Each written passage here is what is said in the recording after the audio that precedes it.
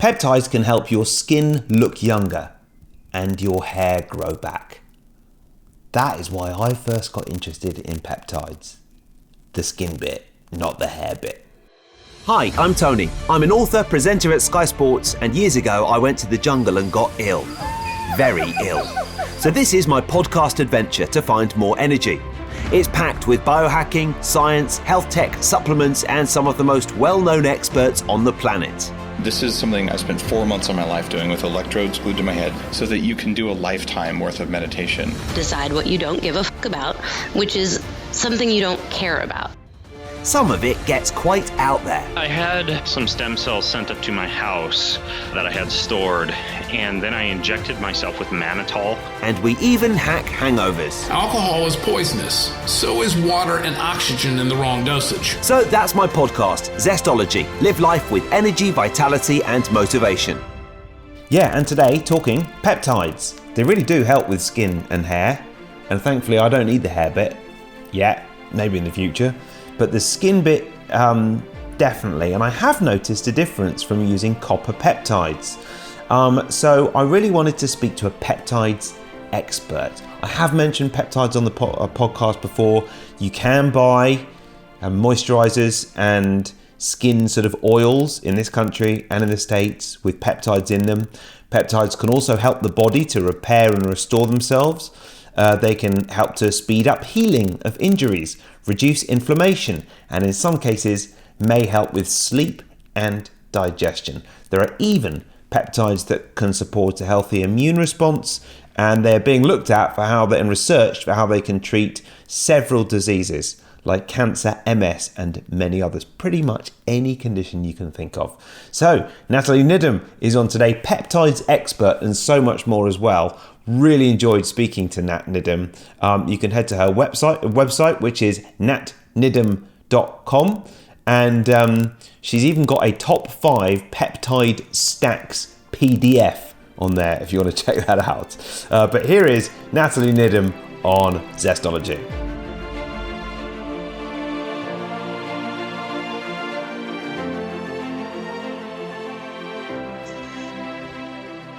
Nathalie, we are on. How are you doing? I'm doing great. I'm so happy to be here, Tony. Thanks so much for having me. Good. Yeah. Thank you for coming on as well. I'm really interested to dig into all sorts of things that you do, but particularly peptides.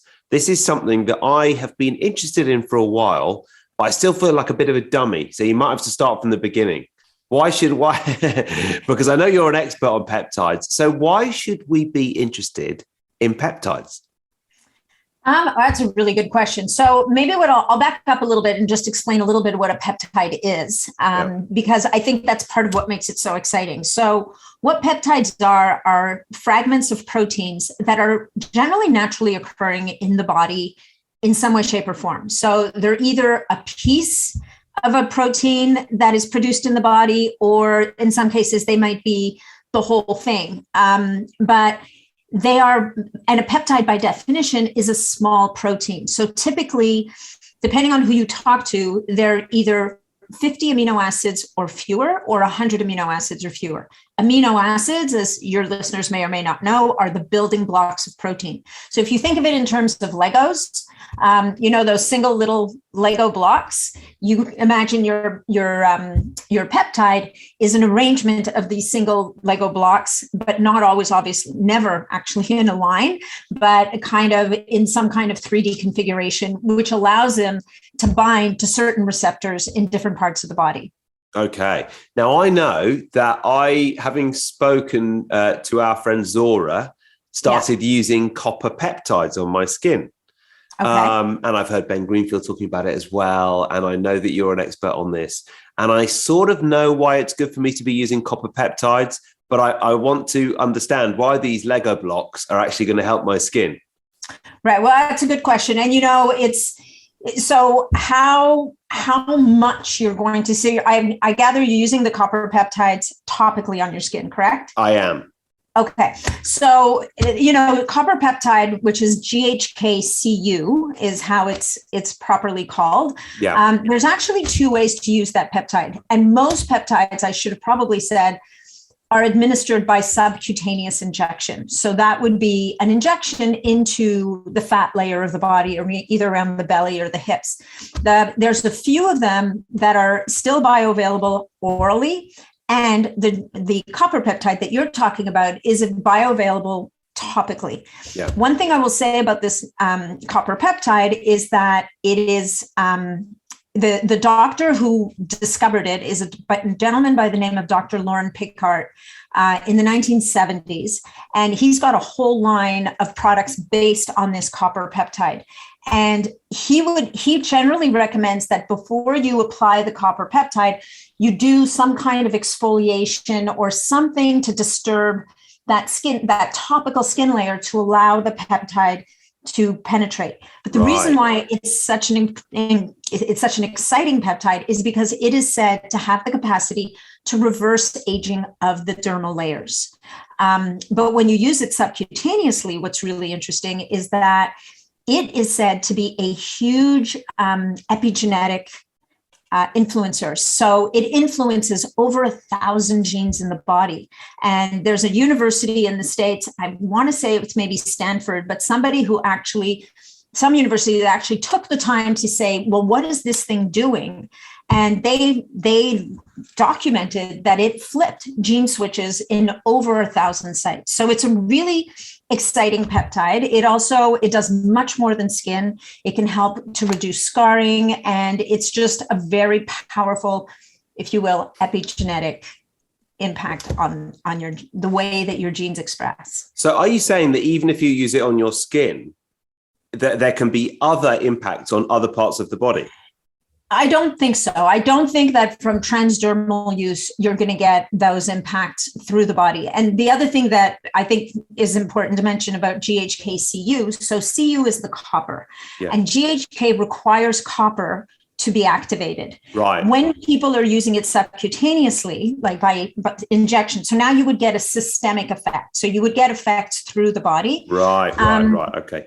You need to know that your copper status, if you will, that you're not deficient in copper, because the GHK will find the copper, bind to it.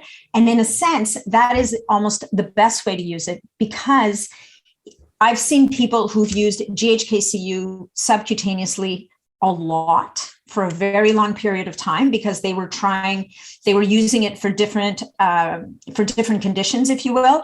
And they started to develop something called copper toxicity. And it can also, because now you're introducing new copper into the body. And we know that copper is very important to exist in a certain ratio with zinc. And so you can start to create imbalances because you're introducing this source from the outside. Yeah. For the regular person listening, is it important to actually know your copper status? Because I noticed that one of my zinc supplements had zinc and quite a lot of copper in it as well. And I thought, well, I know that copper is potentially good, but you've got to have the right amount. Yeah, I think any mineral that's important to know your status, because, just willy-nilly supplementing zinc or copper, these are compounds, unlike vitamin C, where you can take as much as you want and you're just going to clear the excess vitamin C. It's a lot harder for the body to clear excess minerals. And it's also important for minerals to exist in balance, in ratio with each other. And when those ratios go off, it can cause all kinds of weird neurological issues and very strange symptoms that can be very hard to pinpoint. So, if you talk to someone that specializes in hair tissue mineral analysis, where they're going to, from the hair, start to assess what the ratios of minerals are in your body, this is where you can really get into the details, and you start to learn from talking to people like that it's all about ratios. But there is a blood serum test you can do. I think it's called ceruloplasmin, where they look at zinc and copper specifically, and they look at that ratio to make sure that you're in balance. Yeah. Going back to the copper peptides on the skin then, I've been using it for a while. I think I've noticed a bit of a difference, but I can't say that I look like I'm 10 years younger, Nathalie, sadly.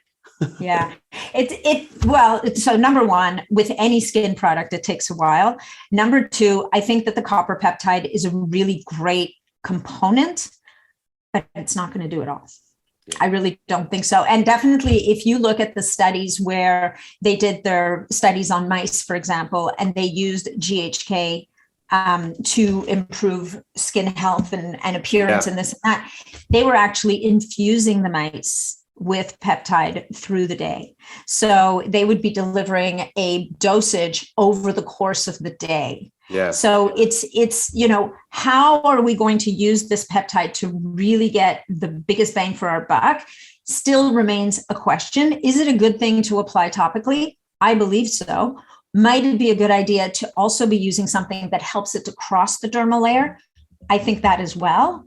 And it's not the only thing. So, I mean, for me, I use a line of products that incorporates GHKCU in it, but it's not the only ingredient. You still can't get away from the skin's need for, matrixyl or things like resveratrol even, or NAD. And these are compounds that are very hard to get systemically because your body's not going to prioritize having beautiful skin over having healthy function. And I think, it's an interesting question because it brings us to one of the things about peptides that really people tend to forget, because they can be so impactful, because they can be so magical. The tendency for people is to think, oh, I'm just going to use a peptide and everything's going to change. And there's two things that are true about peptides. In certain cases, they can sometimes cause a great change with very little else being done. But the truth of the matter is that if you want to get to the finish line and you really want to get the job done, you're going to have to look at everything else that's possibly impacting that situation to get your best results. And I don't think that's any different for skin. Yeah. That's, you mentioned niacinamide there, did you? Mm-hmm. And my wife swears by that. NAD. She thinks that's great, but I actually tend to react to niacin and niacinamide products as well. And whether it's topical or tablets, and it's quite frustrating, but I just sort of do. But that is something that's supposed to be great. Well, and that brings us back to the second truth, which is that we're all bio-individual. Like, I cannot use NAD subcutaneously. I can't use it transdermally, like those electrophoresis patches. I have scars on my arm from the burns from this stuff. Wow. Like crazy. Oh my goodness. Now, having said that, I can do oral niacin. I can do NMN. I can do NR. There's some question, like there are people that question the value of NAD because NAD is only really found in mitochondria in the body. It is not found in the bloodstream. And there's, although we hear from all the people who talk about how NAD is the thing, it's anti-aging, it's this, that, and the other thing, you have another group of people over here who are not so sure because you're basically putting it in a place where it doesn't belong. And who knows? Yeah. Interrupting this podcast for one moment to let you know that it is brought to you by the shortcut to more calm and more connectedness, Sensate, who are my podcast partners for this month. And not only that, by the way, if you're someone who wears an Oura ring, I think you can increase your heart rate variability using Sensate as well. It's a genius device. You hang it around your neck and it through sort of conduction techniques, makes your whole body vibrate, and you listen to a soundtrack as well. And what it does is fairly incredible at getting you into a different place quite quickly. There is loads of science behind it. You can do 10-minute sessions, 20-minute sessions. You do longer if you want, but 20 minutes for me is plenty long enough to get into a very good state of relaxation.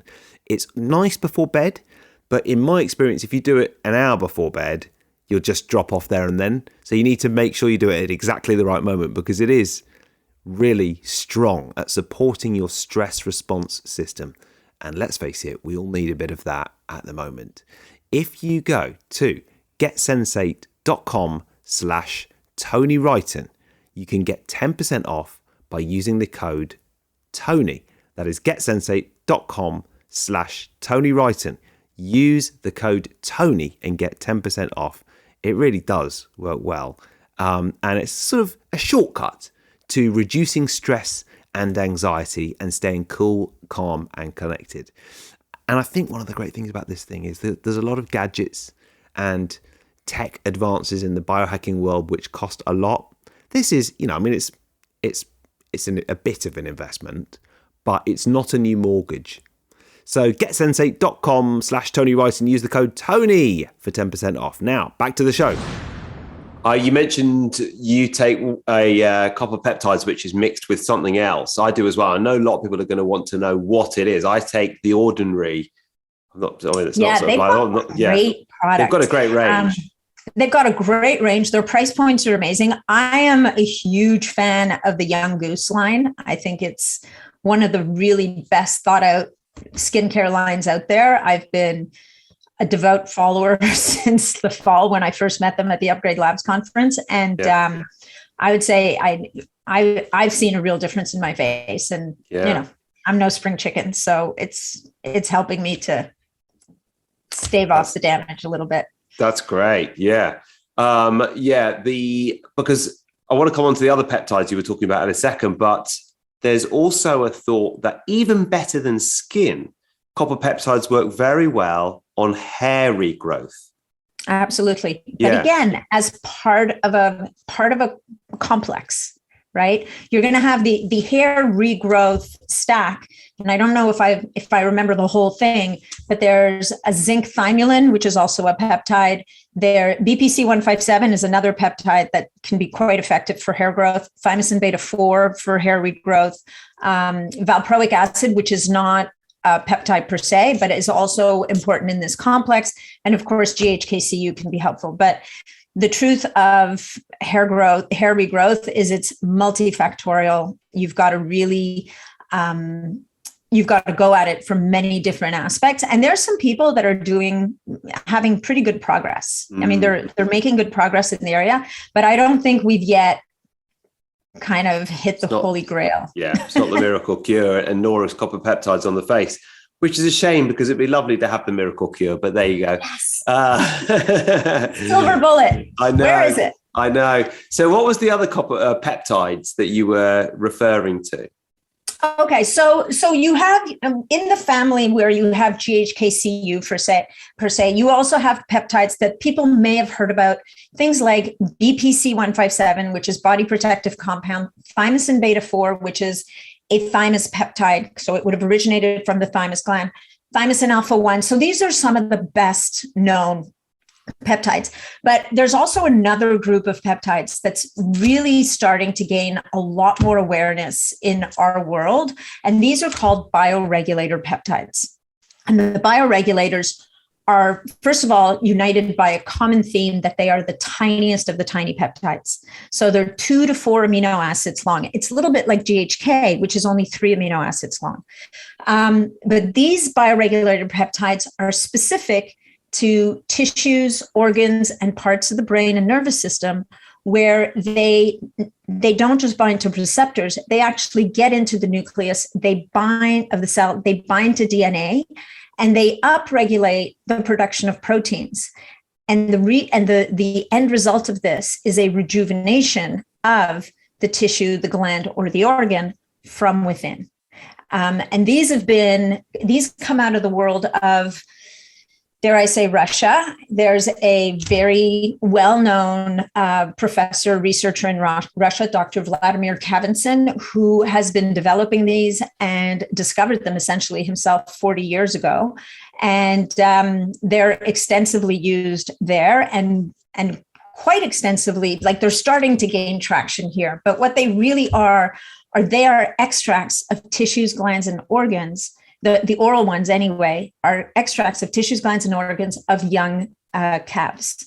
And they're available in 2 forms, either as the oral supplement or as a synthetic injectable form. And the synthetic injectable form has essentially just isolated that amino acid chain, whereas the oral is going to bring you that amino acid chain and potentially with a whole bunch of other cofactors that would have existed in the original tissue. Wow. Okay. So this is emerging stuff. Well, I mean, I think it's not so much emerging as it's starting to hit a greater level of awareness, right? There's actually a shocking amount of research that's published. You'll find it on PubMed. There's a lot more published, of course, in other languages that is harder for us to access. But there's plenty of information around, and these are really sitting at the foundation of a lot of the anti-aging or age reversal programs that certain people who are in the know about these are actually doing. And so, I'll like one of the best known would be Epithelon, which is the pineal bioregulator. Your pineal gland is a pine nut shaped gland in your brain, and it is said to regulate circadian rhythm. It is the master endocrine regulator, so it kind of is the symphony director for your endocrine system. It also helps to normalize melatonin, and its superpower is that it is said to activate telomerase, which is the enzyme that helps to lengthen the telomeres on the end of your DNA. Okay, yeah. Well, I know you're a bit of a biohacker yourself. And if we just move away from peptides for a second, would you say you're a biohacker? Yeah, I would. Yeah. I know you're at the Upgrade conference. Did you ever go to the Bulletproof conferences in the past? I did. I did the Human Potential Coach Training Program, Great. which is with Mark Atkinson. Yes. Yeah. Not many people know Mark. Yeah, I do know Mark closely, and he's had quite an impact on me, Mark. Actually, I think he's fantastic, and it's a great community, and I'm just interested to know, in the context of peptides, you said when you work on your clients and even on yourself, it's not just one thing, it's a combination of different approaches. What are some of the other approaches that you've picked up from your colleagues on the course that you did, or from Mark, or from going to the Bulletproof conferences, the Upgrade conference? What are some of your favorites that you might want to talk about? Because it sounds like you're quite on top of the cutting edge aspects of try to be. many areas. So I guess, some of the things that I'm doing right now, and I think this brings it around to your point, all the different things that you do, right? So I'm a huge fan, and I'm a huge fan of red light and near infrared light therapy. So I have a device that is my prized possession. I never let it go. It's my most favorite thing on the planet. Why? Because it can also help to upregulate collagen. It can also help to heal injuries. It can also help with upgrading your mitochondria, right? And if we can make our mitochondria happy, the whole world is happy, right? Yeah. The next one would be, I've recently started working with a system called Katsu, which is kind of like blood flow restriction bands, but kind of the original blood flow restriction that is not just occlusion, but it works in a different way. Yeah. And the other most powerful one, I think, this is aside from all the supplements, the other most powerful thing I've started doing is brain training. And I'm using a system that doesn't really have much in the way of gizmos. It's got, this little charged disc you put on, and you listen to these tracks that they've recorded that help to entrain your brain into different states and levels of awareness. Yeah. And I think that and I'll stop there because we could talk for a really long time. No, that sounds great. Yeah, I went on the 40 Years of Zen program where there's a lot of the gizmos. Yeah, and it was quite the week, I must say. I can imagine. And the theory for people listening who haven't experienced that, to both of those things, is that you are able to take your brain into different brainwave states more easily and more effectively, and then get all the benefits out of that. And our brainwaves operate at different states all the time. And actually, there's a lot of, have you tried some of these apps where you just put on the sort of binaural beats tones? Have you tried them? Yeah, I have. And I think that, the one that I'm using is like, those binaural beats are essentially an offshoot of that work that took 30 years to develop. But the problem with binaural beats is that your brain gets used to it. Yeah. Right. So our body is incredibly adaptable. Yeah. And so it will adapt to anything, so that eventually something may work initially. And nothing against binaural beats. I think I agree. Fabulous. Yeah. But your brain will adapt. So they become a little less effective over time. So you want to find something that kind of keeps changing every once in a while. But it's a great place to start, And for me, I think what's really important for people to understand is that, yes, we're trying to upgrade the physical machine. We're trying to make it so that we're kicking ass in our 90s and who knows, maybe beyond. But we have to take care of this. Yeah. We have to take care of the mitochondria. We have to, obviously it's how you eat and sleep and all of these different things. but we have to take care of all of the different pieces. Sounds like you're doing a good job. Machine. I'm working on it. It's a work in progress, right? You know this. It's a journey. Yeah. No, it is. And, in the deep, dark depths of February here in London, or March as it is now, as we record this, and having had a slight cold over the last couple of days, despite all the vitamins and all the practices, you sort of think, sometimes you don't feel like you're quite at your 100% bulletproof best self, but that's when you need the practices more, actually, to tune in a little bit more. Yeah, no, I agree. And, I was just saying to a friend of mine, one of the biggest values of stumbling every once in a while and succumbing to a cold or whatever the case may be, is the reminder that usually it's because somewhere along the line, we fall off our practices, or it happens, right? Like your defenses could be down for some reason. So it's a bit of a reminder to stay on top of your game. And I think that then when you start to feel better, it's that reminder of never taking your health for granted, because when you feel good after feeling bad, you feel amazing, right? And we forget what feeling bad feels like sometimes, because we take it for granted. We're just always going to feel good.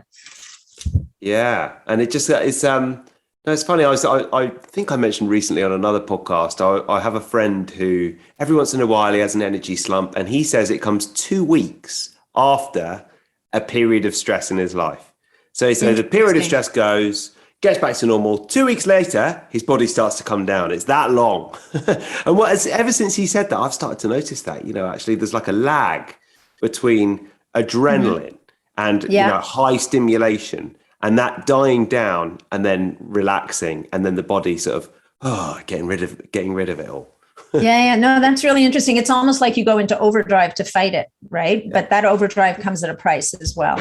Yeah. So that's an interesting observation, actually. Yeah, it is. Yeah, it's probably because it actually makes it hard to track what's working and what doesn't if there's a 2 weeks lag. Yeah. So, I think that's also the value of what a lot of biohackers do, or people in this space, is to keep track of stuff, because you wouldn't notice that trend unless you were tracking things.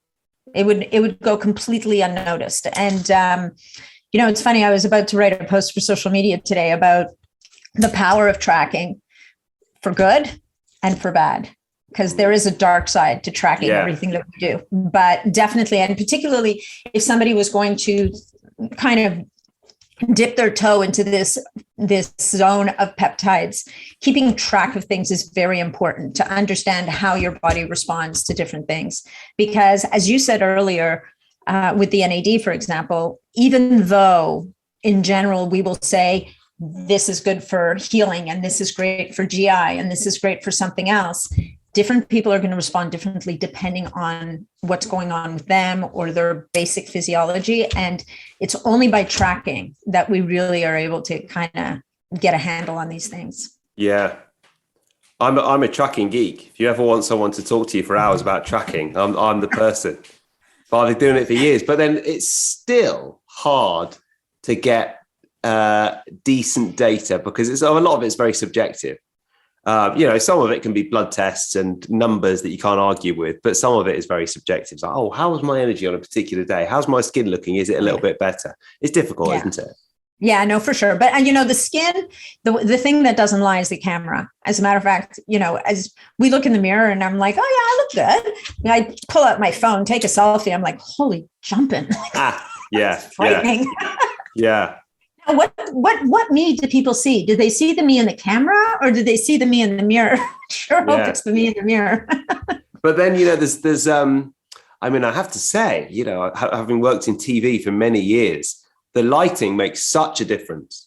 And we had some studios where you would just look great, and other studios where you would just look awful. And there's nothing they could do to change it. It was the configuration of the lights or whatever. It just didn't look right. So the lighting does make a difference as well, doesn't it? Yeah, well, as you can see, I don't quite have my lighting figured out here, but looks pretty good. You got a window behind the camera. I think that's a great start. Correct. Yeah. Window behind the camera. Yeah. So you work with clients on a one-on-one basis, using the coaching skills that you picked up on the course. Well, so I started off as a holistic nutritionist. I added on the human potential coach training, human potential coaching along the way.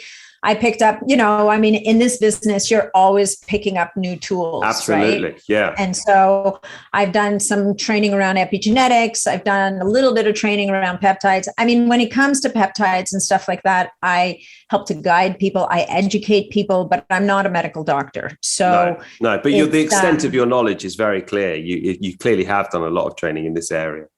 Well, I've done a lot of work. I also run a very large community on Facebook, still the evil Facebook. Once you get a certain size community on Facebook, it's really hard to move them.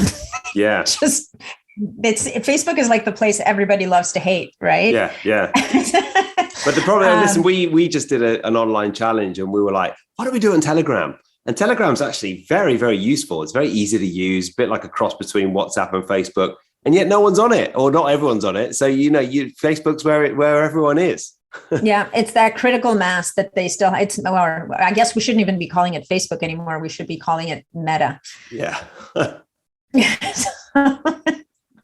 Yeah. So I do some one-on-one coaching with people, a little less these days, because as you know, I've also got a podcast. So that takes up a ton of my time. The Facebook group takes up time. It's, it just, you start to spread yourself a little thin in different areas. No, I get it. It's, it's the constant challenge, isn't it? Well, look, what is one book that you would recommend to other people listening to this podcast? And what is one tip for living with more energy and vitality? Okay. One book is really, it's probably the hardest question. I can tell you the latest, can I have two? You can have two. Because one of them's not out yet. So one of them's not out yet, but I had the honor of receiving a transcript of it ahead of time. Oh, right. So there's one coming down the pipes by a Dr. Sandra Kaufman, who will. Oh, yes, I've interviewed her. Yeah, right. I've had her on my podcast. She writes these encyclopedic books. So she has a new one coming out with 28 new anti-aging compounds. Oh, great. She's good. Yeah. She's awesome. Yeah. And she's also very fun. Like, she's very fun to interview. She does not take herself too seriously, which I think is hard to find in this business. And then the book that I just read that completely blew my socks off was about stem cells. And it's called Cracking the Stem Cell Code by a gentleman by the name of Christian Drapeau, who he does have a supplement that he recently launched, but it's all about tapping into the power of your own stem cells for rejuvenation. And this kind of gets me to this place where, the Bioregulator peptides, I told him about them. He hadn't really heard about them before, but he started thinking, well, maybe this is another piece, right? So when we're trying to optimize the body and turn the clock back on aging, it's all about the pieces of the puzzle that we can put together. Yeah. And then my tip on energy and vitality, I think it's going to be a little boring to people maybe, but it's going to be sleep. It's about dial in your sleep, because until you've dialed that in, there's almost nothing else that's going to be able to offset the damage that poor sleep and lack of sleep. And while you're at it, like, work on that brain entrainment, whether it's binaural beats or breath work or meditation, those two pieces of the puzzle, if you kind of need both of them to work together. But if you can get those two things dialed in, I think a lot of other things just start to fall into place. Yeah, totally. Yeah. The sleep is sort of, you just need, again, periodic reminders. Just slight bad habits can creep in. And wearing one of these Oura rings, I just noticed the other day, I noticed that my bedtime was half an hour later than my wife's, and she's getting better sleep than me. And so I shifted it half an hour earlier last night, and guess what? I slept better. Imagine that, right? Yeah, I know. It's so basic, but you're right. It almost sounds boring, doesn't it? Because it's not a peptide or a stem cell or something like that, Yeah. But all those things will work better if you're sleeping properly. Right. And And if you get your head in the game. So keep your head in the game and get your sleep together. And I think a lot, you've kind of prepared the terrain for all the other fancy interventions we come up with. Definitely. Nathalie, it's been brilliant to talk to you. Really enjoyed it. Thank you so much for coming on. Thank you. It's been a gas. I really enjoyed speaking with you as well. I'm glad we finally got it in. Thank you. Me too. So just before we go, where can people find a bit more about you and your French pronunciation or your French spelling of your name, which is important because otherwise people will type it in with the English spelling? Well, you know what? Interestingly enough, I got another URL for my website. Yeah. Did you? That took the H out of play. So the website is nat@natniddam.com. So nobody has to worry about any H's. Yeah. And then the Facebook group is the Optimizing Superhuman Performance group. And on the website, you'll find links to, if you're interested in the podcast, or get lots of episodes there on peptides and bioregulators. And then Instagram, I did keep the H in play. So it's at Nathalie Niddam. Okay. So. I saw the chat with Nat button. I thought that was good. And then chat with Nat. Yeah. Just take the H out. Yeah. All right. Nathalie, thank you so much for coming on Zestology, and look forward to speaking again soon, hopefully in person at some point. Thank you. Likewise. Thank you so much.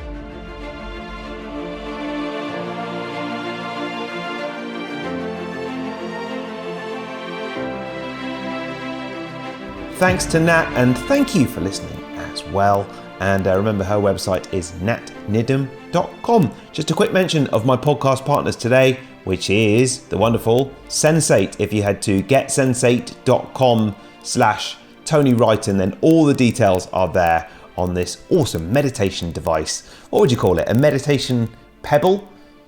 It's where stress meets science, a groundbreaking innovation in wellness technology. It's really simple. You hang it around your neck, and then you use an app for 10 minutes and you listen to nice sounds. And it's all very calming. And you know what? I might go and do one now. Getsensate.com/Tony Wrighton. Use the code Tony for a nice chunk off, £20 or $20 off.